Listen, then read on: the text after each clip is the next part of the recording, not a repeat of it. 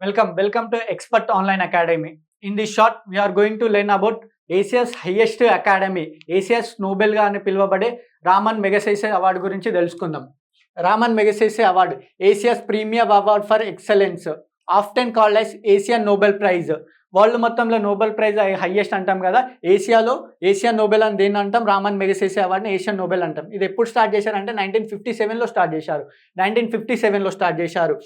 ఇది ఎవరెవరికి ఇస్తారంటే excellence in public services, leadership, journalism, literature and community services in ఏషియాలో పబ్లిక్ సర్వీసెస్ గురించి, leadership, journalism, literature, community services గురించి వర్క్ చేసిన వాళ్ళకి ఇవ్వడం జరుగుతుంది అనమాట.